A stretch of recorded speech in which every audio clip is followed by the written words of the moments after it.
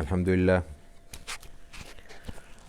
لله نحمده ونستعينه ونستغفره ونؤمن به ونتوكل عليه ونعوذ بالله من شرور أنفسنا ومن سيئات أعمالنا من يهده الله فلا مضل له ومن يضلله فلا هادي له ونشهد أن لا إله إلا الله وحده لا شريك له ونشهد أن سيدنا وسندنا وحبيبنا ومولانا محمدا عبده ورسوله صلى الله تعالى على خير خلقه وبارك وسلم تسليما كثيرا كثيرا أما بعد فأعوذ بالله من الشيطان الرجيم بسم الله الرحمن الرحيم يا أيها الذين آمنوا كتب عليكم الصيام كما كتب على الذين من قبلكم لعلكم تتقون قال محمد بن إسماعيل البخاري حدثنا عبد الله بن مسلمة عن مالك عن أبي الزناد عن الأعرج عن أبي هريرة رضي الله تعالى عنه وعنهم أن رسول الله صلى الله عليه وسلم قال الصوم جنة فلا يرفث ولا يجهل وإن امرؤ قاتله أو شاتمه فليقل إني صائم مرتين والذي نفسي بيده لخلوف فم الصائم أطيب عند الله من ريح المسك يترك طعامه وشرابه وشهوته من أجلي الصيام لي وأنا أجزئ به والحسنة بعشر أمثالها صدق الله العظيم وصدق رسوله النبي الكريم ونحن على ذلك لمن الشاهدين والشاكرين والحمد لله رب العالمین۔ اس ماہانہ درس کی الحمدللہ آج 45ویں نشست ہے، اور ہم نے جیسا کہ گزشتہ درس میں اگرچہ کہ گزشتہ درس کا انعقاد نہیں ہو سکا، اس سے پہلے جو درس ہوا تھا اس میں ہم نے یہ عرض کیا تھا کہ آئندہ درس سے ہم صوم اور روزے کے مسائل کا بیان شروع کریں گے۔ احادیث اب روزے کے حوالے سے اور رمضان کے حوالے سے پیش کی جائیں گی۔ تو آج سے ہم یہ سلسلہ شروع کر رہے ہیں۔ کتاب الصوم کا آج آغاز ہو رہا ہے۔ روزہ ایک بنیادی ارکان اسلام میں سے بھی ہے اور بدنی عبادات میں بھی اہم ترین عبادت ہے۔ نماز کے بعد جس عبادت کو بدنی عبادات میں سب سے زیادہ مقام حاصل ہے وہ روزہ ہے۔ قرآن حکیم نے اس کو وضاحت سے بیان کیا۔ ایک آیت مبارکہ آپ کے سامنے بھی پیش بھی کی گئی کہ اے ایمان والو، تم پہ روزے فرض کر دیے گئے ہیں، اور یہ اسی طرح فرض کیے گئے ہیں جیسے تم سے پہلے قوموں پہ فرض کیے گئے تھے، اور اس کا مقصد لعلکم تتقون، تم میں اللہ تعالیٰ کا قرب اور تقوی اور طہارت کی کیفیت پیدا کرنا ہے۔ بنیادی طور پر روزہ ہے کیا؟ روزہ یا صوم رکنے کو کہتے ہیں۔ کچھ چیزوں سے انسان کا اپنے آپ کو روک لینا، یہ روزہ ہے، صوم ہے۔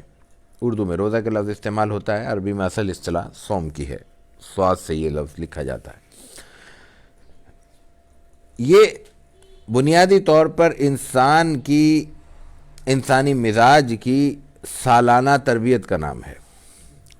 انسان دو چیزوں کا مجموعہ کہلاتا ہے، اور ہر شخص اس سے اتفاق کرتا ہے۔ کوئی اس میں لمبے چوڑے فلسفے کی یا کسی بحث کی ضرورت نہیں ہے۔ ایک انسان کا یہ مادی وجود ہے، یہ مٹی اور پانی سے بنا ہے، اس کے دوسرے اجزاء بھی اس میں شامل ہیں۔ یہ جو وجود ہے یہ مادی وجود کہلاتا ہے، یہ اپنے ایک وجود نظر آنے والا وجود رکھتا ہے، یہ نظر آ رہا ہے ہم کو۔ لیکن یہ چاہے کوئی رب کو مانے، خدا کو اقرار کرے، اسلام کلمہ گو ہو نہ ہو، اسلام کا ماننے والا، اسلامی تعلیمات کا ماننے والا ہو نہ ہو، لیکن یہ حقیقت کوئی کسی سے پوشیدہ نہیں ہے کہ یہ وجود اپنی ذات سے نہیں کھڑا ہوا، اس کو کہیں سے کھڑا کیا گیا ہے۔ اگر یہ اپنے آپ سے کھڑا ہے تو پھر اس کے فنا ہونے کی کوئی اور صورت ہونی چاہیے، وہ صورت نہیں ہے جو نظر آتی ہے۔ ہر وجود کا ایک فنا ہے، ہر وجود کا ایک اختتام ہے۔ ہر مادی وجود کو دنیا میں ایک وقت آئے گا کہ وہ ختم ہو جائے گا۔ لوگ ہمارے سامنے دنیا میں آ بھی رہے ہیں اور جا بھی رہے ہیں، یہی حال ہم پہ بھی طاری ہوا، آنے کا جانے کا سب کو انتظار ہے۔ وقت کسی کا علم نہیں، کسی کو علم نہیں ہے۔ یہ جو جانے کا معاملہ ہے یہ کیسے ہوتا ہے؟ کہتا ہے روح نکل گئی، روح نے سفر اختیار کر لیا۔ اس کو جدید تعبیر میں کوئی کہہ دیتا ہے کہ جناب فلاں چیز جسم کے حصے کے فلاں حصے نے کام کرنا چھوڑ دیا تھا، فلاں حصہ ختم ہو گیا تھا، فلاں حصہ متاثر ہو گیا تھا۔ اچھا فلاں حصہ جو ختم ہوا اس سے کیا ہوا؟ بالآخر بات وہیں آتی ہے کہ روح اس کی انسان کے وجود سے نکل گئی۔ روح کیا ہے یہ کسی کو نہیں پتہ، حتیٰ کہ قرآن حکیم میں بھی یہ کہا گیا جب رسول اکرم صلی اللہ علیہ وسلم سے اس حوالے سے سوال ہوا، وَيَسْأَلُونَكَ عَنِ الرُّوحِ، آپ سے حضور سے کو خطاب ہے قرآن میں کہ آپ سے سوال کرتے ہیں کہ روح کیا ہے؟ قُلِ الرُّوحُ مِنْ أَمْرِ رَبِّي، اللہ کا حکم ہے، بس اللہ کا حکم ہوتا ہے تو بہانہ بنتا ہے اور انسان کے وجود سے وہ روح خالی ہو جاتی ہے۔ تو وہ وجود جو دوسروں کے لیے تقویت کا باعث ہے، جس کو دیکھ کے دوسروں کی ڈھارس بنتی ہے، جس کو دیکھ کے دوسرے کھڑے ہوتے ہیں، بڑوں کے ہوتے ہوئے چھوٹوں کے لیے بڑوں کا وجود ایک حوصلہ ہے، ایک احساس ہے، ایک ذمہ داری ہے، ایک ڈھارس ہے، ایک سائبان ہے، ایک سہارا ہے۔ لیکن یہی وجود صرف روح کے نکلتے ہی ایک بوجھ بن جاتا ہے، اور ایسا بوجھ بن جاتا ہے جس کو اس دنیا کے انوائرمنٹ میں برقرار رکھنا ممکن نہیں ہے، اس کو سنبھالا نہیں جا سکتا۔ چند گھنٹے چند دن بڑی مشکل سے، بڑی تگ و دو کے بعد، بڑے اہتمام سے کبھی ضرورت پیش آ جائے تو سنبھال سکتے، اس سے زیادہ نہیں۔ بالآخر اس کو اس مٹی کو اپنی مٹی تک، خاک کو خاک کا حصہ بنانا پڑتا ہے۔ یہ کیا نکلتا ہے؟ روح نکلتی ہے۔ تو اس کا مفہوم یہ ہوا کہ اس جسم کے ساتھ کوئی اور چیز بھی موجود ہے، وہ اسلام اس کو روح کہتا ہے۔ وہ جو وجود ہے دوسرا وجود جو ہے، دوسرا حصہ جو ہے ہمارا، وہ فنا ہونے والا نہیں ہے، نظر آنے والا بھی نہیں ہے، فنا ہونے والا بھی نہیں ہے۔ وہ اس وجود سے اپنا تعلق ختم کر لیتا ہے بس، اور تعلق ختم ہونے کا مفہوم یہ ہوتا ہے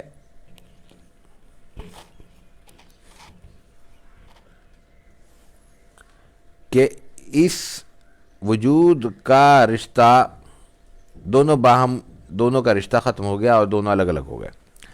اس کا نقصان یہ ہوتا ہے کہ انسان کا وقت ختم ہو جاتا ہے۔ تو اب ہمارا جو بنیادی مقصد ہے وہ یہ ہے کہ یہ جاننے کی کوشش کریں کہ انسان دو حصوں میں تقسیم ہے، ان دونوں حصوں کے کچھ تقاضے ہوئے۔ اس وجود کا تقاضا کیا ہے؟ اس کو جسم ہے تو یہ مادیت ہے، اس کو مادی چیزیں درکار ہوں گی، اس کے کھانے پینے لگی ہوئی ہیں، اور ان خواہشات کے ساتھ پھر اس ضرورتیں کچھ لگی ہوئی ہیں۔ انسان کچھ کھاتا ہے تو ان کھانوں کو جو کچھ کھایا اس کا اخراج بھی اس کی ضرورت ہے، اس کے نتیجے میں طاقت بھی آتی ہے، تقویت بھی ملتی ہے، کمزوری بھی ہوتی ہے، تھکاوٹ بھی ہوتی ہے، آرام بھی چاہیے، وغیرہ وغیرہ۔ یہ تمام چیزیں روح کا تقاضا نہیں ہے، وجود کا، جسم کا، مادی وجود کا تقاضا ہے۔ انسانی جسم کو تھکاوٹ ہوتی ہے، روح کو نہیں ہوتی۔ اس مادی وجود کے ان تقاضوں کو اگر بیلنس رکھا جائے تو کوئی حرج نہیں ہوتا، لیکن ان کو بیلنس رکھنے کا مفہوم یہ ہوتا ہے کہ یہ دونوں وجود یعنی روحانی اور مادی وجود برابر چلیں، دونوں کے تقاضے برابر پورے ہوتے رہے۔ روحانی وجود کے تقاضے کیا ہیں؟ وہ ان تمام چیزوں سے اس کو کوفت ہوتی ہے، مادی تقاضوں سے۔ کیوں ہوتی ہے؟ اس لیے کہ مادہ بھاری ہوتا ہے، ثقیل کہلاتا ہے، یہ وجود ثقالت رکھتا ہے، بھاری پن رکھتا ہے، اور روح لطیف ہے، وہ لطافت رکھتی ہے، وہ اوپر کی طرف جاتی ہے، اس کا رخ اوپر کی طرف ہوتا ہے، مادے کا رخ نیچے کی طرف ہوتا ہے۔ اس لیے جب انسان کے جسم سے روح نکل جاتی ہے تو وجود کو خالی، روح سے خارج شدہ وجود کو زمین میں ڈالا جاتا ہے، اور روح اللہ کے بیان کے مطابق اوپر سفر کرتی ہے۔ یہ اس کی لطافت ہے جو اس کو اوپر کھینچ لیتی ہے، اور یہ اس کی کثافت دیتی ہے۔ یہ جب ذہن میں آ جائے تو اندازہ ہوگا کہ روزہ ہے اس انسانی وجود کے روحانی حصے سپورٹ کرنے کا اور اس کو مادی وجود کے ساتھ بیلنس کرنے کا نام ہے۔ انسان صبح سے شام تک اگر کھانے پینے میں غرق رہے گا اور اس تمام کھانے پینے اور اس کے مابعد تقاضوں پہ غرق رہے گا تو اس کا نتیجہ یہ ہوگا کہ اس کا روح سے تعلق کمزور پڑتا چلا جائے گا، اور اس تعلق کو اگر اس تعلق کے کمزوری کو اگر اب برقرار رکھا جائے اور اس کو چلنے دیا جائے تو ایک وقت آئے گا کہ ان دونوں کا رشتہ ختم ہو جائے گا، پھر یہ دونوں آپس میں مل نہیں سکیں گے۔ جب علیحدہ ہو جائیں گے تو پھر علیحدہ ہو جائیں گے، یہ پھر آگے نہیں مل سکیں گے۔ ان کو ملانے کا اور آئندہ ملنے کی گنجائش رکھنے کا طریقہ یہ ہے کہ ان دونوں میں رشتہ برقرار رہے، تاکہ پھر آئندہ آنے والی زندگی میں اس کی روحانیت سے ہم فائدہ اٹھا سکیں۔ اس کا تقاضا یہی ہے کہ انسان اپنے روح کے حصے کو اس کی خوراک فراہم کرتا رہے، اور اس کی خوراک یہی ہے کہ اپنی دنیا کی اس رشتے کی، اس جسم و جاں کے تعلق کی برقراری کے لیے جو کچھ درکار ہے وہ برقرار رکھتے ہوئے اس کو ایک لمٹ میں رکھے، ایک حد میں رکھے۔ اسی لیے جو اسلام کا روزہ ہے اس میں بنیادی چیز یہ تلقین کی گئی ہے، یا اس میں بنیادی اس کی روح یہ مقرر کی گئی ہے کہ اس میں کھانے سے کچھ مدت کھانے پینے اور دوسرے تقاضوں سے کچھ مدت کے لیے اپنے آپ کو روکنا ضرور ہے، لیکن اس کے باوجود پھر کھانے کی طرف بھی جانا ہے، یعنی وقفہ دینا ہے، کھانے کا بھی اور نہ کھانے کا بھی، دونوں کو بیلنس کرنا ہے۔ یہ بات میں اس لیے اصرار کے ساتھ کہہ رہا ہوں کہ بہت سے جگہوں پہ اور اسلام سے کے علاوہ جو اس وقت مذاہب کی اس کا جو کیفیت موجود ہے اس میں یہ چیز بیلنس نہیں کی گئی تھی۔ مختلف اقوام کے ہاں روزے کا تصور موجود ہے، لیکن یہ تو دورانیہ بہت زیادہ ہے، یا پھر اس میں کھانے پینے میں صرف کھانے کو بند کیا گیا ہے، یا ٹھوس غذاؤں کو یا اجناس کو بند کیا گیا، پینے کا رشتہ تعلق جاری رہتا ہے۔ ایک تو یہ معاملہ ہے۔ دوسری بات یہ ہے کہ اس کے برعکس جنہوں نے روحانیت کو اپنے تناظر میں دیکھا، اسلام کی روایات سے، اسلامی تعلیمات اور آسمانی تعلیمات سے کاٹ کر اپنے خیال سے اس کو تقویت پہنچانے کی کوشش کی، تو ان کے ہاں رہبانیت کا تصور آیا۔ رہبانیت کیا تھی کہ مادی تقاضوں کو یکسر ختم کر دیا جائے، مادی تقاضوں سے انسان بالکل الگ ہو جائے، اور اس کی بنیادی مثالیں آپ اور ہم دیکھ سکتے ہیں ان اقوام میں جہاں رہبانیت کسی نہ کسی شکل میں موجود ہے۔ یہ تو ساری زندگی مجرد رہتے ہیں، ان کہہ دیتے ہیں، اعلان ہو جاتا ہے کہ جناب یہ فلاں ہے اور یہ شادی نہیں کریں گے، یا تمام زندگی کھانے کی کچھ پابندی عائد کر لیتے ہیں، فلاں چیز نہیں کھائیں گے، یا شہری زندگی بود و باش ختم کر دیتے ہیں، جنگلوں میں رہنے لگتے ہیں۔ یہ وہ تمام چیزیں ہیں جن سے شکلاً ہمیں یہ محسوس ہوتا ہے کہ انہوں نے مادی جسم کے مادی تقاضوں کو نظر انداز ہی نہیں بلکہ ختم کرنے کی کوشش کی ہے، اور اس کی وجہ سے وہ انسان بیلنس نہیں رہتا، اور نتیجہ یہ ہے کہ اس عملی زندگی میں اس کا کردار محدود سے محدود تر ہو جاتا ہے۔ انسان اس دنیا میں اپنا کردار، اپنا پارٹ پلے کرنے کے لیے آیا ہے، دوسروں پہ بوجھ بننے کے لیے نہیں آیا ہے، دوسروں کا بوجھ بانٹنے کے لیے آیا ہے۔ انسان جنگلوں میں رہ کر، کنووں کے اندر الٹے لٹک کر، کھانا پینا چھوڑ کر، شہری اور اپنا ایک تمدن کی بود و باش چھوڑ کر، وہ انسانی زندگی پہ بوجھ بن سکتا ہے، ان کا بوجھ بانٹنے والا نہیں بن سکتا۔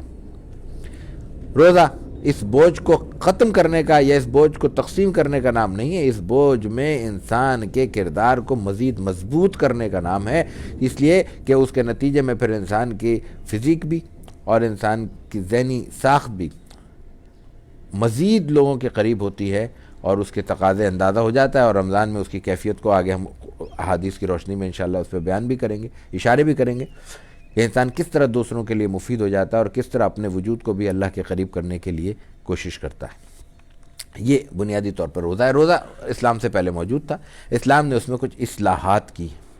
اسلام کا بنیادی مزاج یہی ہے کہ وہ ہر چیز کو اکھاڑ کر، بے خوبند سے اکھاڑ کر پھینک دینے کا نام نہیں ہے۔ ہمارے ہاں جب جذبات ہوتے ہیں تو ایک لفظ استعمال کیا جاتا ہے انقلاب کا۔ انقلاب کا مفہوم ہوتا ہے چیز کو الٹا کر دیا ہے، بالکل اوندھا کر دینا، یکسر تبدیل کر دینا۔ یہ اسلام کی تعلیمات نہیں ہے۔ رسول اکرم صلی اللہ علیہ وسلم نے پورے معاشرے کو تبدیل ضرور کیا، لیکن کس طرح اور کس حکمت سے کیا؟ پہلے دن کوئی نعرہ نہیں لگایا، آپ نے تدریج کے ساتھ ایک ایک چیز کو اس سطح پہ لے جا کر دیکھا جہاں پہ وہ موجود تھا کہ کس کی خرابی کس قدر ہے. جس کی خرابی 10% ہے 20% ہے اس کو چھوڑ کر اس کی طرف آپ نے توجہ فرمائی جو 80 اور 90% پہ تھا. 100% جو انسانی مزاج اور ساخت سے ٹکرانے والی چیزیں تھیں. اور پھر رفتہ رفتہ وہ تبدیلی آئی کہ وہ لوگ جو تمدن سے ناشنا تھے دوسروں کے لیے تمدن ڈیزائن کرنے والے قرار پائے. تو رسول اللہ صلی اللہ علیہ وسلم نے روزے کے معاملے میں بھی جو خرابیاں تھیں وہ دور کر دیں اور ان کی روایات کو برقرار رکھا. یہ مختصر سی تفصیل ہم نے اس لیے عرض کی تاکہ روزے کے حوالے سے جو آگے آنے والی احادیث ہیں اور یہ سلسلہ چند نشستوں میں انشاءاللہ چلے گا ان کی تفہیم آسان ہو سکے، ان کو سمجھنے میں کوئی دقت پیش نہ آئے. پہلی روایت ہم نے امام بخاری سے، آج کی احادیث کا انتخاب امام بخاری کی صحیح سے کیا ہے. اس میں پہلی روایت کتاب الصوم میں اپنی ترتیب کے اعتبار سے 1894 نمبر پر ہے. یہ امام بخاری کے استاد عبداللہ بن مسلمہ ہیں، وہ مالک ابی زنات سے، ابی زنات اعرج سے، اور وہ مشہور و معروف صحابی رسول حضرت ابو ہریرہ رضی اللہ تعالی عنہ سے نقل کرتے ہیں. وہ کہتے ہیں کہ رسول اللہ صلی اللہ علیہ وسلم نے فرمایا، یعنی یہ حدیث قولی ہے، الصوم جنہ، روزہ ڈھال ہے. ڈھال کیا ہوتا ہے؟ ڈھال کا آج تصور نہیں رہا. قدیم جو دو بدو جنگیں لڑی جاتی تھیں ان میں 3 چیزیں بڑی اہم تھیں جو انسان کے بچاؤ کے لیے کام آتی تھیں. ایک ڈھال ہوتی تھی، ایک خود ہوتا تھا، ایک زرہ ہوتی تھی. خود سر پہ، یعنی ہیلمٹ ہے، لوہے کا ہیلمٹ سمجھ لیجیے آج کے دور میں، ایسی ٹوپی جو لوہے کی تھی تاکہ تلوار براہ راست سر پہ اثر انداز نہ ہو، تلوار پڑے تو سر بچ جائے اور لوہا اس کو، تلوار بھی لوہا ہے، یہ لوہا اس کو سر پہ موجود ٹوپی اس کو روک لے. زرہ بہت باریک زنجیروں کی شکل میں، کڑیوں کی شکل میں بنائی جانے والی ایک ایسی جیکٹ تھی جو انسان پہن لیتا تھا تو وہ تلوار اس کے سامنے کے حصے پر اثر نہیں کرتی تھی، وہ بھی لوہے کی تھی اور وہ کاٹتی تھی تو وہ بچ جاتی تھی. کہا جاتا ہے عام طور پہ جنہوں نے اندازے لگائیں کہ رسول اکرم صلی اللہ علیہ وسلم کی اور آپ کے زمانے میں پہنی جانے والی جو زرہ تھی اس کا وزن اگر لکھ کیا جائے تو وہ کوئی 60 سے 80 کلو بنتا تھا. اور بعض لوگوں نے اس کے شکل جو روایات میں آتے ہیں اس سے اندازہ کر کے اس کو بنانے کی بھی کوشش کی ہے. سعودی عرب میں ایک آدھ میوزیم میں ہم نے اس کو دیکھا بھی. وہ زرہ ہوتی تھی. اور تیسری چیز ہوتی تھی ڈھال. ڈھال ایک لوہے کی ایک ایسی شکل تھی جس کو انسان پکڑ کے ہاتھ میں تلوار سے دو بدو جنگ کیا کرتا تھا. اس سے تیر سے بھی بچاؤ ہوتا تھا اور تلوار سے بھی، جہاں سے سامنے آ رہا ہے تو وہ آگے کر دیا تو وہ بجائے اس کے کہ وہ انسان کے جسم پہ تلوار اثر کرے وہ ڈھال پہ رکتی تھی. تو روزہ ڈھال ہے، یعنی وہ تمام گناہ جو عملی زندگی میں عام طور پہ 11 مہینوں میں انسان پہ اثر انداز ہوتے ہیں، روزہ ان کو آگے بڑھ کے روک دیتا ہے. روزہ، یہ اس کا مفہوم ہے کہ روزہ ڈھال ہے، اس کا مفہوم یہ. فلا یرفس ولا یجہل، تو انسان کو یہ چاہیے کہ اس میں ڈھال سے فائدہ اٹھائے، اپنے آپ کو گناہوں سے بچائے، ہر طرح کی بےہودگی سے. رفس کہتے ہیں ہر طرح کی بےہودہ زبان سے بھی، کردار سے بھی، گفتار سے بھی، عمل سے بھی، جو بھی برائیاں ہیں ان سے اپنے آپ کو بچائے. ولا یجہل، نہ کوئی جاہلانہ اقدام کرے. جاہلانہ اقدام کا مفہوم یہ بھی ہو سکتا ہے کہ جو عہد جاہلیت میں کیا جاتا وہ بھی برائیاں تھیں، اور عام طور پہ جن کو ہم جہالت سمجھتے ہیں، یعنی ہر وہ چیز جو اسلام کے برعکس ہے، اسلامی تعلیمات کے برعکس ہے، وہ جہالت ہے. وہ لا علمی میں بھی ہو سکتی ہے، غصے کی کیفیت میں بھی ہو سکتی ہے، رد عمل میں بھی ہو سکتی ہے. اور یہ خود غصے کو الٹپ استعمال کرنا اور غصے کی کیفیت میں انسان کا کسی ضابطے سے بالکل آؤٹ ہو جانا، یہ بھی جہالت ہی کہلاتا ہے. تو حضور اکرم صلی اللہ علیہ وسلم نے فرمایا کہ یہ روزہ ڈھال ہے، اس میں انسان کو تمام برائیوں، بےہودگیوں اور ہر طرح کی جہالتوں سے بچنا چاہیے. وَإِنِ امْرُؤٌ قَاتَلَهُ أَوْ شَاتَمَهُ، کوئی بندہ اگر آپ سے لڑائی کرنے لگے، لڑائی کا مطلب لڑنے لگے، لڑائی سے ہر وقت مراد، قاتل سے مراد ہر وقت تو توپ اور تفنگ کی لڑائی نہیں ہوتا، اسلحے کی لڑائی مراد نہیں ہوتی. لڑنا کسی بھی کیفیت میں، دست و گربا بھی ہو سکتے ہیں، تو تڑاق بھی ہو سکتی ہے، باہم چپکلش بھی ہو سکتی ہے. تو اگر کوئی بھی کیفیت ہو، کوئی لڑنے لگے یا گالم گلوچ پہ اتر آئے تو ایک ہی بات کہہ دو، انی صائم. اس کو جواب دینا بھی ناپسندیدہ ہے، حالانکہ جواب دینا عام طور پر اسلام کی طرف سے اس کی اجازت ہے، جواب دینے کی اجازت ہے. یعنی اگر کوئی تھپڑ مارتا ہے اس کو تھپڑ مارا جانا ظلم نہیں کہلائے گا، لیکن یہ بھی پسندیدہ نہیں ہے. اور خاص طور سے روزے کی حالت میں کجا کے لڑنا پسندیدہ ہو، اندازہ کر لیجئے کہ ہم تو خاص طور سے جب جیسے ہی افطار کا وقت قریب آتا ہے تو جسم میں انسان کے وجود میں کیسی چلاہٹ شروع ہو جاتی ہے، ٹریفک میں ہم لڑتے ہیں، بازاروں میں لڑائی ہوتی ہے۔ عام طور پہ اگر شام کے اوقات میں انسان دفتر سے گھر کی طرف لوٹ رہا ہو اپنے کام سے تو ایک آدھ منظر ایسا نظر آ جاتا ہے کہیں معمولی سی بات پہ، اور بہت زیادہ بات بڑھتی ہوئی دکھائی دیتی ہے۔ اس وقت کی کیفیت اس میں بیان ہو رہی ہے کہ اگر کوئی لڑنا بھی چاہتا ہے تو اس کو ایک جملہ بولتے ہیں، اور یہ پریکٹیکل کرنے والی چیز ہے کہ خدا نخواستہ کوئی ایسا واسطہ پیش آئے تو یہ جملہ بول کے دیکھا جائے کہ اچھا بھائی میرا روزہ ہے، دیکھیں کیسے ماحول ٹھنڈا ہوتا ہے اور دیکھیں کیسے وہ ساری فضا تبدیل ہوتی ہے۔ اور رسول اللہ صلی اللہ علیہ وسلم نے اس بات کی اہمیت کو بیان کرنے کے لیے 2 بار فرمایا۔ راوی کہتا ہے مرتین، آپ نے یہ بات 2 دفعہ ارشاد فرمائی کہ کوئی تو سے لڑے یا گالم گلوچ کرے تو اس کو کہہ دو انی صائم، آپ نے یہ بات 2 بار فرمائی۔ والذی نفسی بیدہ، اس کے بعد رسول اللہ صلی اللہ علیہ وسلم نے قسم اٹھا کے اللہ کی قسم کھا کر کہا ہے۔ والذی نفسی بیدہ عربی کا محاورہ ہے، اس کا مطلب ہوتا ہے جس کے قبضہ قدرت میں میری جان ہے، ظاہر ہے وہ رب ہے، خدا ہے۔ تو اللہ کے رسول صلی اللہ علیہ وسلم ارشاد فرما رہے ہیں جس کے قبضہ قدرت میں میری جان ہے اس کی قسم، لخلوف فم الصائم اطیب عند اللہ تعالی من ریح المسک، روزے دار کے منہ سے آنے والی بو اللہ کے ہاں اطیب ہے، طیب ہوتی تو اچھی ہوتی، اطیب ہے بہت زیادہ اچھی، من ریح المسک، عالم عرب میں سب سے بہترین خوشبو مشک کی خوشبو سمجھی جاتی تھی، اب بھی سمجھی جاتی، ان کے ہاں عود اور مشک یہی بہت زیادہ متعارف خوشبو ہیں۔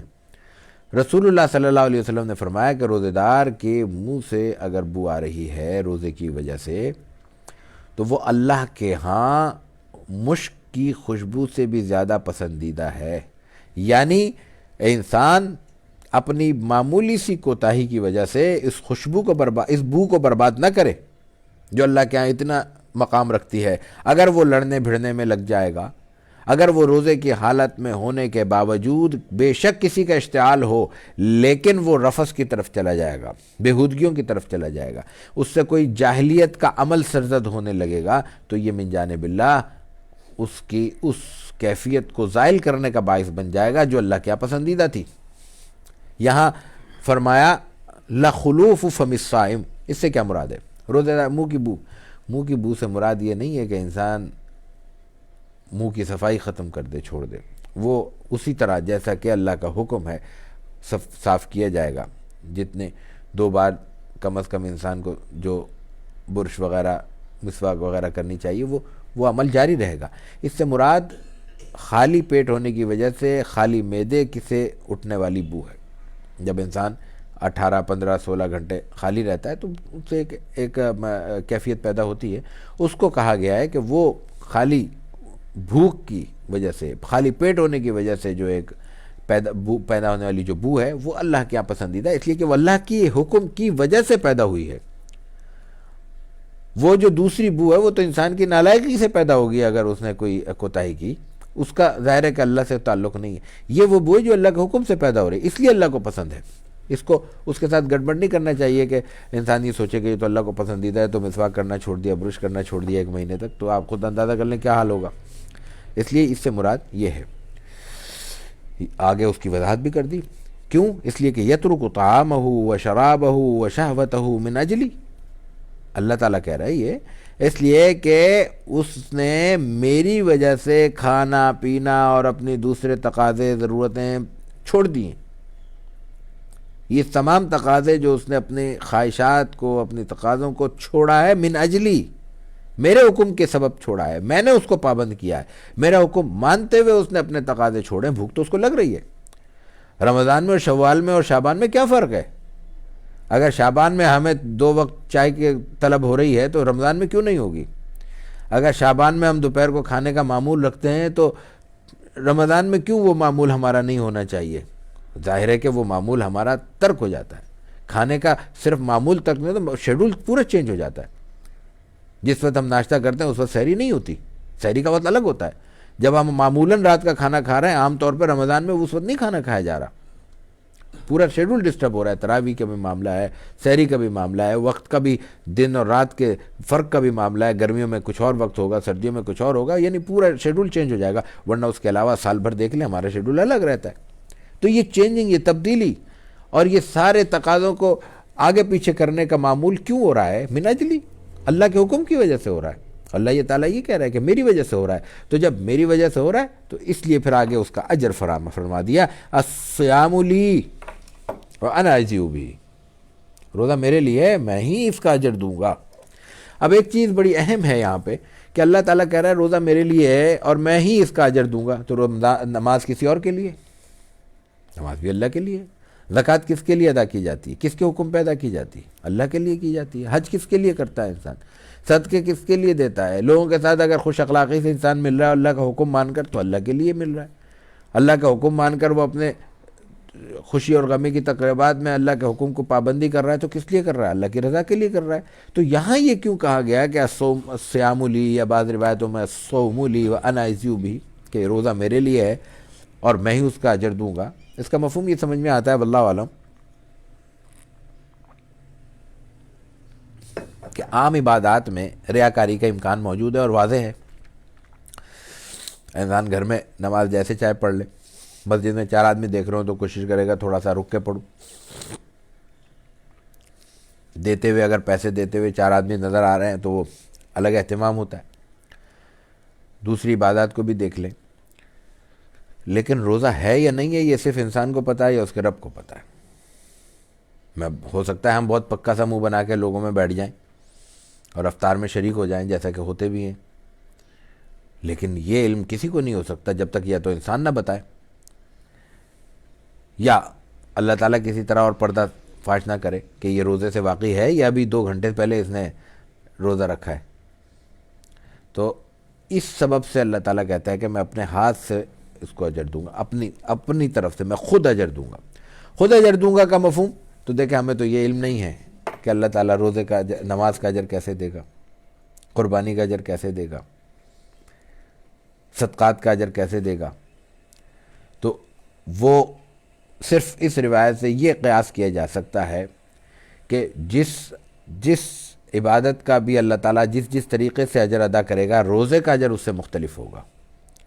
کیا کیفیت ہوگی؟ ظاہر ہے کہ یہ انشاءاللہ جب اجر ملے گا تو اس وقت اندازہ ہوگا. اور آگے فرمایا والحسنۃ بعشر امثالها. مشہور قاعدہ ہے, ضابطہ ہے, پہلے بیان ہو چکا ہے کہ ہر نیکی کا اجر اللہ تعالیٰ کے ہاں اس سے 10 گنا ہو جاتا ہے. یہ تو کم سے کم ہے, منیمم پہ بات ہو رہی ہے. تو روزے کے ساتھ بھی یہ فرمایا کہ الصیام لی وانا اجزی بہ والحسنۃ بعشر امثالها ہے کہ میں خود اجر ادا کروں گا روزے کا, میرے لیے ہے یہ, اور اس سے 10 گنا جیسے دوسری نیکیوں کا اجر ملتا ہے اس کا بھی اجر 10 گنا زیادہ ملے گا.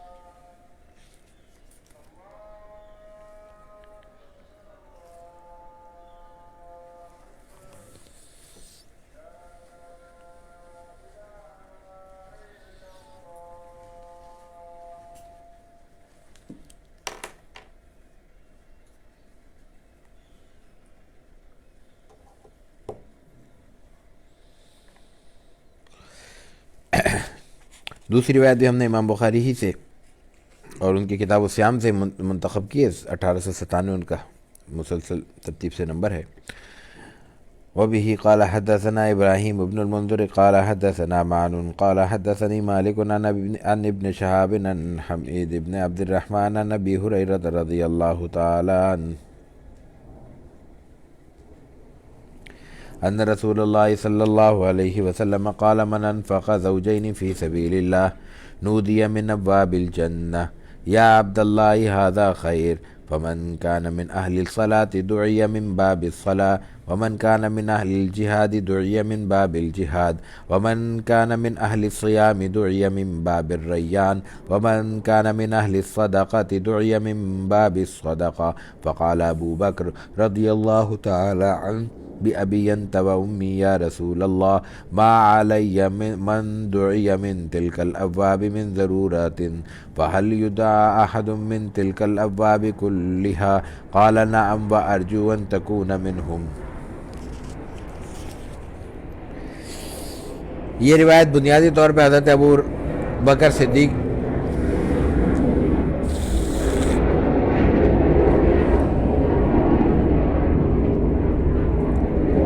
رضی اللہ تعالیٰ عنہ کے شان میں ہے، لیکن اس سے روزے کی کیفیت کا اور اس کے ثواب اور اجر کا علم ہوتا ہے۔ امام بخاری کے استاد ابراہیم بن منذر ہیں، وہ مان سے نقل کرتے ہیں، مالک سے، مالک ابن شہاب سے، وہ حمید بن عبد الرحمن سے ہے، حمید بن عبد الرحمن حضرت ابو ہریرہ رضی اللہ تعالیٰ عنہ سے نقل کرتے ہیں ان رسول اللہ صلی اللہ علیہ وسلم قال، ابو ہریرہ کہتے ہیں کہ رسول اکرم صلی اللہ علیہ وسلم نے فرمایا من انفق زوجین فی سبیل اللہ، جس نے 2 بار اللہ کے راستے میں خرچ کیا، نودی من ابواب الجنہ، اس کے لیے پکارا جائے گا یا عبداللہ، اے اللہ کے بندے، ھذا خیر، یہ دروازہ تمہارے لیے بہتر ہے، یہاں سے داخل ہو جاؤ۔ فمن کان من اہل الصلاۃ دعی من باب الصلاۃ، جو اہل صلاۃ ہوں گے، نماز والے ہوں گے، ان کو کہا جائے گا باب الصلاۃ ہوگا، وہاں سے داخل ہو جاؤ جنت میں۔ ومن کان من اہل الجہاد، جو اہل جہاد ہوں گے، ان کو دعی من باب الجہاد، باب جہاد سے پکارا جائے گا، وہ اس سے جنت میں داخل ہو جائیں گے۔ ومن کان من اہل الصیام، جو روزے والے ہوں گے، رمضان والے ہوں گے، دعی من باب الریان، جنت کا ایک دروازہ ریان ہوگا، ریان اس کا نام ہوگا، وہاں سے اس کو کہا جائے گا داخل ہو جاؤ۔ ومن کان من اہل الصدقہ، جو اہل صدقہ ہوں گے، صدقہ خیرات کرتے ہوں گے، ان کو کہا جائے گا من باب الصدقہ، داخل ہو جاؤ۔ فقال ابو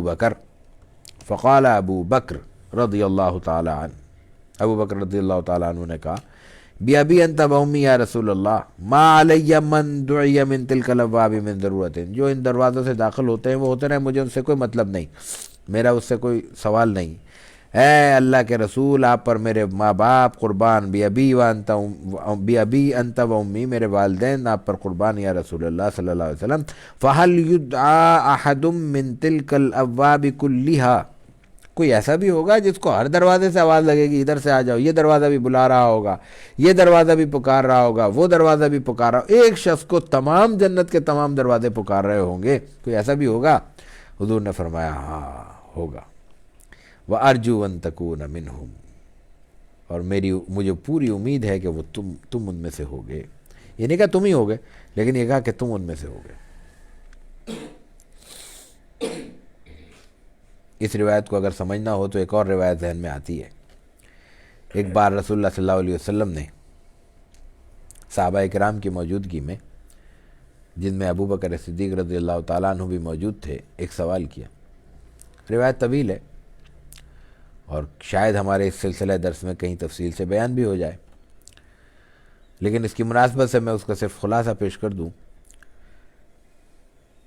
رسول اللہ صلی اللہ علیہ وسلم نے پوچھا کہ آج فلاں نیکی کسی نے کی ہے، کسی کا کھانا کھلایا ہے، مثال کے طور پہ کسی کا کوئی اور بھلا کیا، قرآن شریف کی تلاوت، نوافل وغیرہ، ساری ہر طرح کی عبادت کے بارے میں فلاں نہیں کی ہے؟ ابو بکر نے کہا جی۔ پھر ہم نے کہا اچھا فلاں نہیں کہا جی۔ جس نیکی کا رسول اللہ صلی اللہ علیہ وسلم ذکر کرتے رہے، پوچھتے رہے، حضرت ابو بکر صدیق کہتے رہے میں ہر نیکی میں آپ موجود تھے۔ یہ وہ بات ہے کہ ایک کسی دروازے سے داخل ہونے کا معاملہ نہیں ہے، ہر وہ نیکی جو جنت میں داخلے کا سبب بن سکتی ہے، وہ تمام نیکیاں رسول اللہ صلی اللہ علیہ وسلم کے ساتھی رفیق غار کی زندگی میں موجود ہوں گی۔ اصل بات تو اس روایت میں یہ بیان ہوئی ہے. لیکن یہاں جو کتاب الصوم میں اس کا تعلق ہے وہ صرف اس باب سے ہے کہ ومن کان من اہل الصیام دعی من باب الریان، روزے والے باب الریان سے داخل ہوں گے. لیکن ایک بڑا اہم سوال ہے، اسلام ایک کل کا نام ہے، مجموعی زندگی کو دیکھا جاتا ہے. یہ نہیں ہو سکتا کہ انسان پوری زندگی لاو لاب میں گزارے، پورے 11 مہینے اس کے مختلف خرافات میں گزریں اور وہ تمام لازمی تقاضے جو اس سے وابستہ ہیں وہ ادا نہ ہوں. نہ نماز ہے، نہ فرائض کی دوسری کیفیت ہے، نہ حلال حرام کا تعلق ہے، نہ دوسروں کے حقوق ادا کرنے کا معاملہ ہے. ہاں رمضان اس کا اچھا گزر رہا ہے، 1 مہینہ وہ عبادت بھی کرتا ہے، ریاضت بھی کرتا ہے، روزے بھی رکھتا ہے، تراویح پڑھتا ہے، قرآن بھی پڑھتا ہے. تو یہ اسلام کا مزاج نہیں ہے. اللہ بخشنے والا ہے، جو حقوق اللہ ہیں وہ اللہ کے ہاتھ میں ہے. اللہ تعالیٰ جو بھی فیصلہ کرے، ایک سجدے پہ وہ بخش سکتا ہے، اس کا نظام ہے. لیکن جو تلقین ہے وہ یہ نہیں ہے.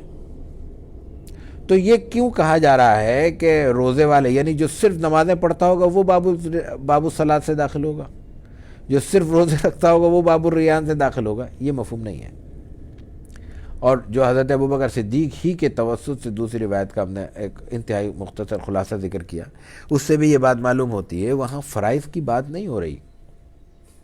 فرائض تو منیمم پر ہیں، وہ ہر شخص کے لیے، ہر مسلمان کلمہ گو کے لیے لازمی ہیں. یعنی جو لازمی زکوٰۃ ہے وہ ہر ایک نے ادا کرنی ہے جس پہ فرض ہے. وہ جو 4 رکعات ظہر کے اور 2 رکعات فجر کے ہیں لازمی ہیں، وہ اس سے کوئی چھٹکارے کی کیفیت نہیں ہے، کوئی صورت نہیں ہے. اگر فرض ہے تو پھر حج فرض ہے، وہ اس سے کوئی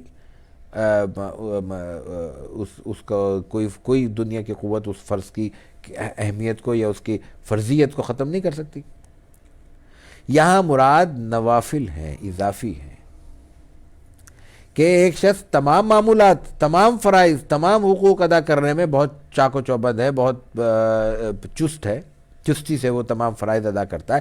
لیکن ایک ذوق ہے اس کا، روزے زیادہ رکھتا ہے نوافل کی بنسبت. ایک ذوق ہے اس کا، صدقہ و خیرات زیادہ کرتا ہے بدنی عبادات کی بنسبت.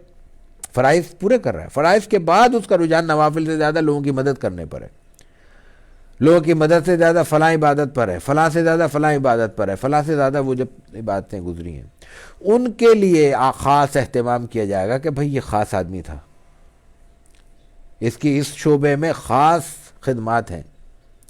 جب حکومتی سطح پہ کسی کو اعزاز دیا جاتا ہے، اگر ضابطوں کے مطابق ہو، اگر وہ اس میں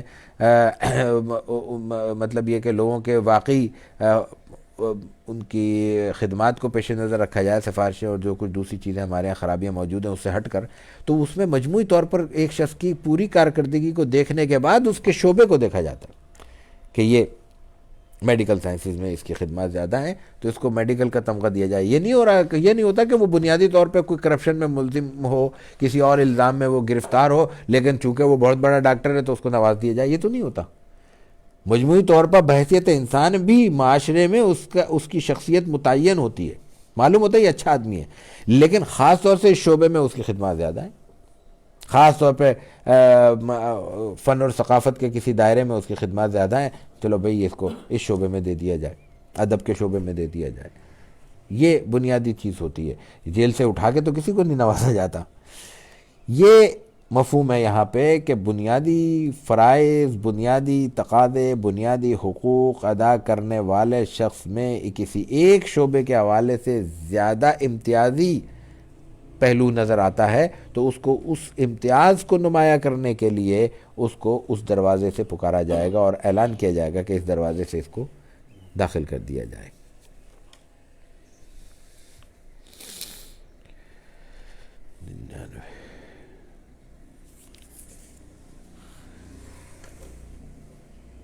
اس کے بعد بھی امام بخاری ہی کی روایت ہے، 1899 رقم ہے. قال محمد بن اسماعیل البخاری حدثني يحيى بن بكير قال حدثني الليث عن عقيل عن ابن شهاب قال اخبرني ابن ابي انس مولى التيميين أن أباه حدثه أنه سمع أبا هريرة رضي الله عنه يقول قال رسول الله صلى الله عليه وسلم إذا دخل شهر رمضان فتحت أبواب السماء وغلقت أبواب جهنم وسلسلت الشياطين۔ یہ روایت عام طور پہ ہمارے ہاں بیان ہوتی ہے، اردو میں اس کا ترجمہ ہم مختلف انداز سے پیش کرتے رہتے ہیں، سب ذہنوں میں ہے، یہاں اس کے اصل الفاظ و اصل مفہوم یہاں پہ بیان ہو رہا ہے۔ امام بخاری کے استاد ہیں یحییٰ بن بکیر، امام بخاری کہتے ہیں یحییٰ بن بکیر نے مجھے علیحدگی میں، تنہائی میں، جب ہم صرف دو موجود تھے، یہ روایت بیان کی، حدثنی، اور انہوں نے بھی لیث سے اسی کیفیت میں یہ حدیث سنی اپنے استاد سے۔ لیث عقیل سے نقل کرتے ہیں، وہ ابن شہاب سے، اور وہ کہتے ہیں ابن ابی انیس مولا تیمیین کے یہ مولا ہے، غلام ہے۔ عربوں میں بہت بڑا طبقہ ابتدائی صدی سے، پہلی صدی سے جن لوگوں نے اسلامی علوم و فنون کی خدمات انجام دی، وہ مولا ہیں، موالی ہیں، غلام ہیں۔ بعد میں تو خاندان غلامہ اور ممالک کی پوری حکومتیں قائم ہوئیں۔ یہ دو طرح کے موالی ہوتے تھے، کچھ تو باقاعدہ غلام ہوتے تھے، اور کچھ وہ ہوتے تھے جو کسی زمانے میں غلام تھے لیکن اس کے بعد پھر ان کو آزاد کر دیا گیا تھا۔ وہاں ایک روایت یہ تھی کہ غلام کو آزاد کرنے کے بعد اس کا نسب، چونکہ وہ بکتے ہوئے آتے تھے دور دراز سے، ان کے خاندان کا عام طور پہ علم ہی نہیں ہوتا تھا، بچے چھوٹے اٹھا لیے گئے، جنگوں میں گرفتار کر لیے گئے، بکتے ایشیا سے افریقہ سے یورپ، اور یورپ سے فلاں پہنچ گیا، اندازہ ہی نہیں ہے کون کہاں کا تھا، کس خاندان کا تھا، باپ کون تھا، ماں کون تھے۔ تو ان کا نسب پھر اس خاندان سے جوڑ دیا جاتا تھا جس خاندان میں وہ موجود ہوتے تھے، جو ان کا مالک کہلاتا تھا، چاہے وہ اس نے خریدا ہو، چاہے ان کو گفٹ ملا ہو۔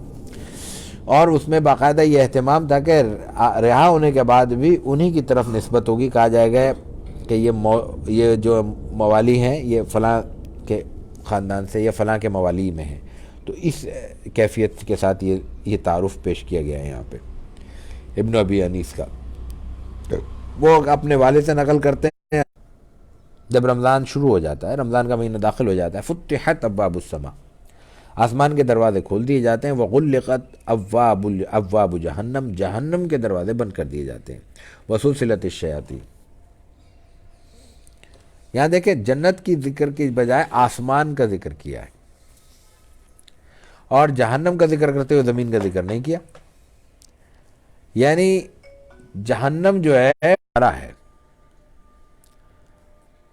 اور استعارے کے ساتھ حقیقت اس لیے ہے کہ آگے پھر وسلسلت الشیاطین کہا گیا، اور شیطان کی جگہ شیاطین کہا گیا ہے۔ معلوم یہ ہوتا ہے کہ اللہ کی طرف سے رمضان میں جتنی بھی وہ قوتیں ہیں جن کے ساتھ شر وابستہ ہے یا انسانوں کی آزمائش وابستہ ہے، اور جن قوتوں کو اس لیے چھوڑا گیا ہے تاکہ انسان کی اس دنیا میں رہنے کا بنیادی مقصد حاصل ہوتا رہے، یعنی مسلسل اس کو آزمایا جاتا رہے، مسلسل اس کے سامنے شر اور خیر کے دروازے کھلے رہیں، اور اپنی مرضی سے وہ خیر کی طرف جائے اور اپنی مرضی سے وہ شر کے راستوں کو نظر انداز کرے اور ان کو ترک کرے، تاکہ اللہ کے ہاں اس کا مقام بلند ہوتا رہے۔ یہی بنیادی آزمائش ہے۔ اس آزمائش کے جو بنیادی اسباب ہیں وہ ظاہر ہے کہ برائی کی قوتیں ہیں، شیطان بھی ہے، نفس بھی ہے، اور شیطان سے مراد محض ابلیس نہیں ہے، ابلیس اور اس کے ہرکارے یا اس کے حکم کو پورا کرنے والے وہ تمام طاقتیں و قوتیں اور اسباب و عوامل۔ محض قوت نہیں ہوتی کوئی چیز، اس کے سبب بھی ہوتے ہیں، بہت سی چیزیں ہوتی ہیں، یعنی انسان کی دلچسپی بہت سی برائیوں میں ہے، بہت سی کمزوریوں میں انسان کو اچھا محسوس ہوتا ہے، لیکن پھر اس کو خیال ہوتا ہے کہ یہ اللہ کا حکم ہے، یہ بری بات ہے، وہ رک جاتا ہے اپنے آپ کو۔ تو ان تمام قوتوں کو اور ان تمام اسباب کو اللہ تعالیٰ قیامت کے دن ذرا سخت کر دیتے ہیں، ان کو کھینچ کے رکھتے ہیں۔ شیطان کے لیے تو لفظ آتا ہے، ہم کہتے ہیں نا شیطان جکڑ دیا گیا، آج آزاد ہو گیا، آج بند ہو گیا، یہ لفظ استعمال ہوتی ہیں، حدیث سے معلوم ہوتے ہیں۔ آپ نے فرمایا کہ جیسے ہی رمضان داخل ہوتا ہے تو آخر میں کیا فرمایا، وسلسلۃ الشیاطین، شیطان کو زنجیر ڈال دی جاتی ہے، باقاعدہ لفظ یہی استعمال ہو رہے ہیں، زنجیر میں اس کو جکڑ دیا جاتا ہے۔ تو اس سے مراد یہ معلوم ہوتی ہے واللہ اعلم کہ اللہ تعالیٰ کی طرف سے کائنات میں گناہ اور غلطی کرنے کے جتنے امکانات ہیں ان کو کم کر دیا جاتا ہے۔ ختم اس لیے نہیں کیا جاتا کہ بہرحال ختم کرنے کا بھی مفہوم وہی ہوگا کہ انسان پھر بے شک 1 مہینے کے لیے صحیح فرشتہ بن جائے گا. فرشتہ بنانا نہیں ہے، بنانا مقصود ہی نہیں ہے. فرشتہ وہی ہے جس کے پاس اختیار نہ ہو. انسان کو نماز کے لیے مسجد میں لانے کا حکم تو ہے لیکن وہ اختیار کے ساتھ ہے. روزہ رکھنے کا حکم تو ہے لیکن اختیار کے ساتھ ہے. لوگوں کے ساتھ خیر اور بھلائی کا سلوک کرنے کا حکم تو ہے لیکن وہ اختیار کے ساتھ ہے، پابند کر کے نہیں ہے. پابند کر کے تو فرشتوں سے یہ کام پہلے سے لیا جا رہا ہے. تو یہ اختیار برقرار رکھتے ہوئے برائی کی قوتوں کا تناسب کم کر کے اللہ تعالیٰ انسان کو یہ موقع دیتے ہیں کہ وہ اپنے 11 ماہ کی کوتاہیوں کا ازالہ کرے، اور جو اس دوران کمی کوتاہی اپنی بشری تقاضے اور دنیا کے مکروہات سے وابستگی کی وجہ سے اس میں شامل ہو جاتی ہیں، ان کا گراف کم کرتے ہوئے اپنی عبادت کا گراف بڑھائے، تاکہ پھر وہ اس انسان کی یوں کہہ لیجئے کہ ایک پوری طرح سے ایک ایسی اوور ہالنگ ہو جائے کہ وہ سال بھر پھر وہ مشین اس کی کام کر سکے اور درست نہج پہ کام کر سکے اور صحیح انداز سے وہ خدمات انجام دے سکے.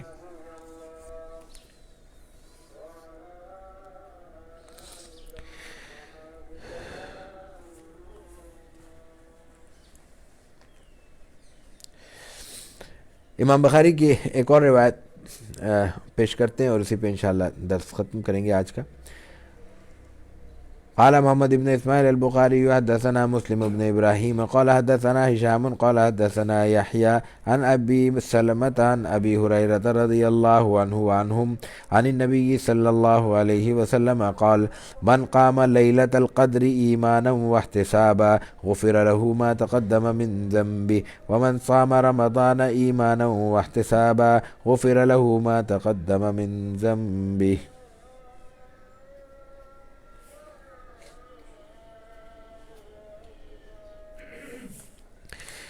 امام بخاری کے استاد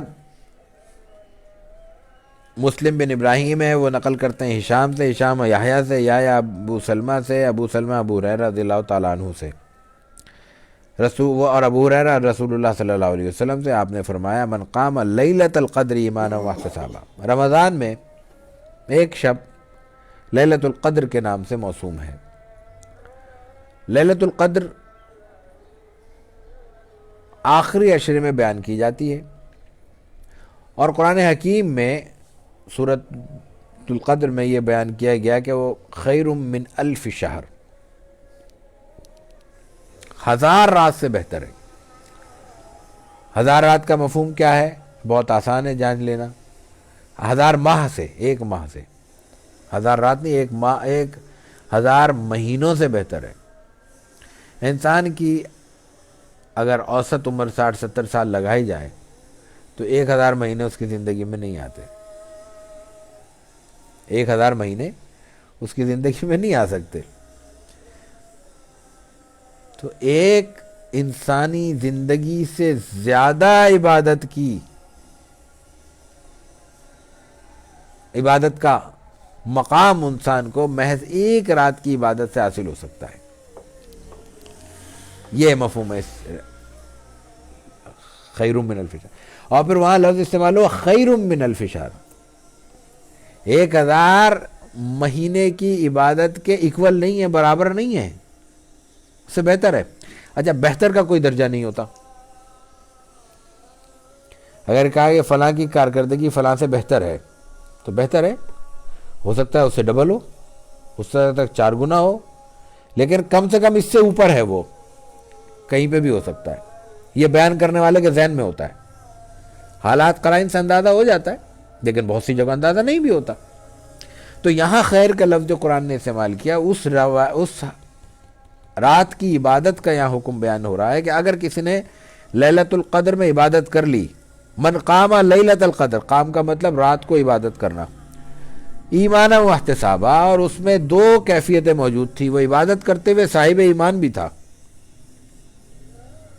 عبادت جب وہ کر رہا تھا وہ صاحب ایمان تھا، کلمہ گو تھا، ایمان کے تمام تقاضے پورے کرتا تھا. یہ نہیں کہ صرف اللہ پہ ایمان تھا، رسول پہ ایمان نہیں تھا، رسول پہ ایمان تھا، ختم نبوت پہ ایمان نہیں تھا، ختم نبوت پہ ایمان تھا، سابقہ انبیاء کو نہیں مانتا تھا، سابقہ کتب کو نہیں مانتا تھا، سابقہ اقوام کو نہیں مانتا تھا، سابقہ شریعتوں کو نہیں مانتا تھا. یا تقدیر پہ اس کا ایمان کمزور تھا، وغیرہ وغیرہ، وہ جو ساری تفصیلات ایمان مفصل کے طور پہ ہمارے سامنے موجود ہیں، ان تمام تقاضوں کو دل سے جاننے والے شخص تھا، وہ ایمان ہے، وہ مومن ہے۔ ایمانن من قام لیلۃ القدر ایمانن، اس کا مفہوم یہ ہوا، واحتسابا، اور یہ عبادت کر بھی صرف اللہ کے لیے رہا ہے، اس کے سامنے ہدف ایک ہے، اللہ کو راضی کرنا، اللہ کے لیے عبادت کرنا، اور اللہ سے ہی ثواب کی نیت رکھنا۔ کوئی دنیاوی تقاضا، کوئی دنیاوی داعیہ اس کے سامنے موجود نہیں ہے۔ اگر یہ دونوں کیفیتیں کر لی، غفر لہ ما تقدم من ذنبہ، یہ وہ درجہ ہے جو صرف اس سے علاوہ ایک صورت میں بیان ہوا ہے کہ اس کے ماضی کے سارے گناہ صاف کر دیے جائیں گے۔ یہ کب بیان ہوتا ہے؟ یا اس صورت میں بیان ہوتا ہے جب کوئی شخص اسلام لے آئے، مومن نہیں تھا، صاحب ایمان نہیں تھا، کسی اور مذہب سے دائرہ اسلام میں داخل ہو جائے، غفر لہ ما تقدم من ذنبہ۔ روایت میں اور بھی کچھ چیزوں کے لیے آیا ہے، لیکن اس اہتمام کے ساتھ اس صورت میں بیان ہوتا ہے، یا پھر یہاں پہ کہ اس کو تمام گناہ معاف کر دیے جائیں۔ جب شریعت اسلام یہ کہہ دے کسی حوالے سے، چاہے کسی بھی موقع پہ کہے کہ یہ اگر کر لیے جائے تو ماضی کے تمام گناہ معاف ہو جائیں گے، تو اس کا مفہوم یہ ہوتا ہے کہ پھر وہ اللہ تعالیٰ کے ہاں موجود ریکارڈ سے بھی پوری طرح مکمل طور پر ڈیلیٹ ہو جائیں گے، اس طرح کہ اس کو دوبارہ پھر کسی طرح ریسٹور نہیں کیا جا سکتا۔ یعنی پھر اگر فرشتوں سے بھی پوچھا جائے گا تو ان کے پاس وہ سفید، وہی فرشتے جو اس سے پہلے اس کی برائیاں لکھ چکے ہیں، ریکارڈ پہ لا چکے ہیں، ان کے ہاں سے وہ چیز محو ہو جائے گی۔ یہ ہے مفہوم اللہ کے ہاں سے گناہ کو حذف کرنے کا۔ وَمَنْ صَامَ رَمَضَانَ ایمانا وَاحْتِسَابًا غُفِرَ لَهُ مَا تَقَدَّمَ مِنْ ذَنبِهِ، اور اس کے ساتھ دوسری بات یہ بیان کی کہ اگر رمضان کے روزے بھی کوئی اسی کیفیت میں رکھ رہا ہے کہ ایمان کی کیفیت بھی موجود ہے، مکمل ایمان کی، اور احتساب کی بھی کیفیت موجود ہے، احتساب سے وہی مراد کہ اللہ کی رضا کے لیے اور اللہ خالص اللہ سے ثواب حاصل کرنے کی غرض سے اس کو وہ اگر یہ روزے کی عبادت ادا کرتا ہے، غفر لہ ما تقدم من ذنبہ، ماضی کے تمام گناہ اس سے محو کر دیے جائیں گے، مٹا دیے جائیں گے، اس کے نامہ اعمال سے حذف کر دیے جائیں گے۔ لیلۃ القدر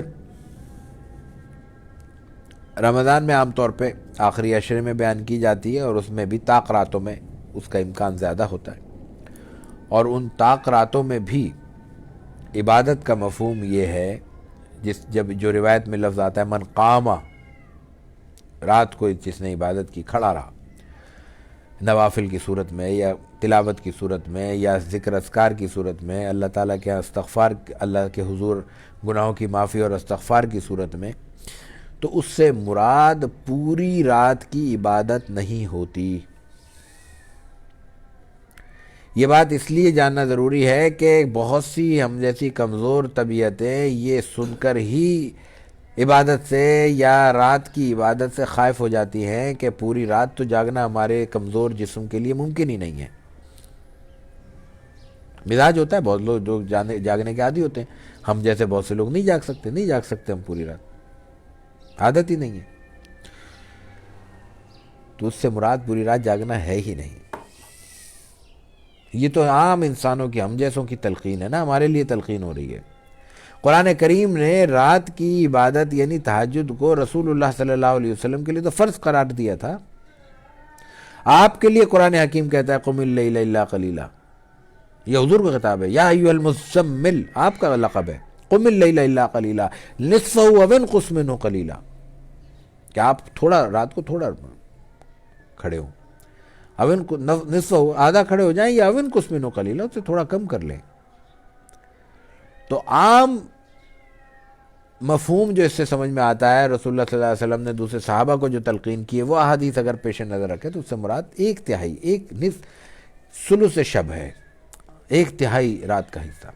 اور پھر رسول اللہ صلی اللہ علیہ وسلم نے اس سے بھی زیادہ آگے جا کے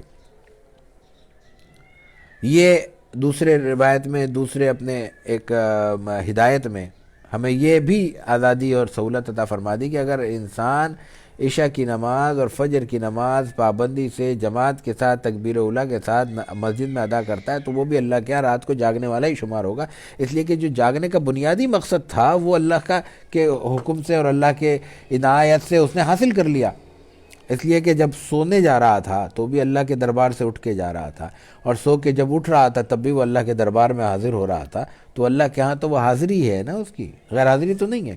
حاضر جب کہتے ہیں ہم دفتر میں کلاس میں حاضر ہے، اس کا مفہوم کیا ہوتا ہے؟ وہ 24 گھنٹے تو نہیں ہوتا، 6 7 5 گھنٹے، 24 گھنٹے میں پابندی سے حاضر رہنے والے کو سرکاری ریکارڈ میں حاضر سمجھا جاتا ہے۔ تو اللہ کے ہاں پوری رات کے آغاز اور رات کے اختتام پر حاضری کو کیسے غیر حاضری سمجھا جا سکتا ہے؟ لیکن اس میں جو آئیڈیل ہے وہ یہی ہے کہ نصف شب نہیں تو کم از کم 1/3 اللہ کے حضور بھی جاگ لیا جائے، اور یہ 4 5 راتیں اگر جاگ لی جائیں تو ظاہر ہے کہ اللہ کے حکم سے وہ لیلۃ القدر کی سعادت حاصل کرنے والا ہوگا، اور لیلۃ القدر کی سعادت وہ ہے کہ اگر ایک بار انسان کو مل جائے تو وہ قرآن کے بیان کے مطابق خیر من الف شہر، 1000 مہینوں کی عبادت سے بہتر ہے۔ اللہ تعالیٰ عمل کی توفیق عطا فرمائے۔ وآخر دعوانا